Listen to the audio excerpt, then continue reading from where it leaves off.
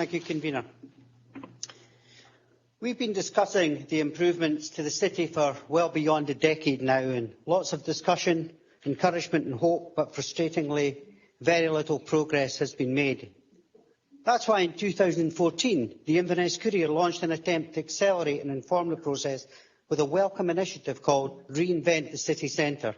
Again, well-meaning discussion took place, but progress was very slow. So little progress, in fact, that the Inverness Courier felt the need to reinvigorate this initiative just 3 years later and lamented in its columns, quote, "But progress is slow, more work is needed. No city can afford to rest on its laurels. And while we applaud the Council and others for much of the work to date since we launched Reinvent, but more work is needed." Then, the Inverness Business Improvement Manager, Mike Smith, who was in post at the time, said, "The process needs to be ongoing. Given the very competitive environment that has different urban centres all striving to keep themselves relevant and attractive in the face of constantly changing public demands."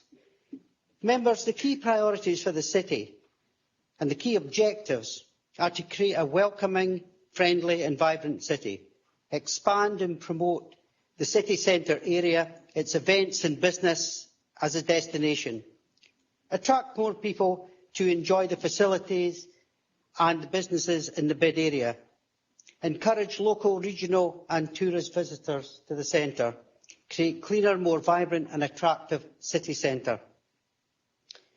Members, these objectives may be familiar to you since they are lifted directly from BID's report that was presented to the City Committee just a few weeks ago. And these were listed as BID's top priorities for the next 5 years. It is possible for us to deliver all of BID's priorities, for these are our aspirations too. But these can only be achieved if we agree to move forward in a progressive and expedient way, rather than having costly and regressive delays that will mean this opportunity for significant improvements may well be lost forever. Today, members, please don't vote to stop progress. To vote to keep Academy Street as one of the most congested and polluted streets in Scotland, that would be a backward step.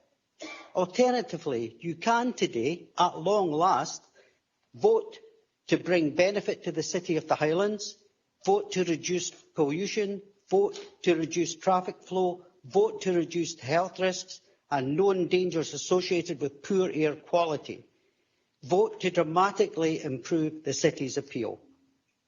Clearly, there's no gain without some pain, so we're all aware of the disruption that such works will cause. So we need to ensure that we engage with our partners and stakeholders to how best mitigate the work's disruption during that phase, just as we would with any development.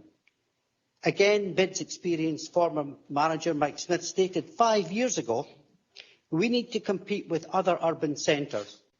We cannot afford to fall behind.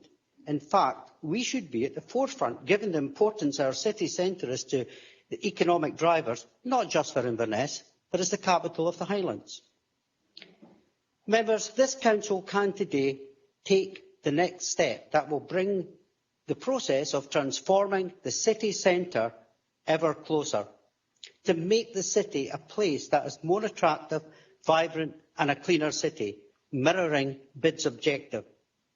Finally, I'm certain that everyone here wants the very best for the city of Inverness. We all want the same thing, and it's good to have the debate today about how we do this, not if we should do this.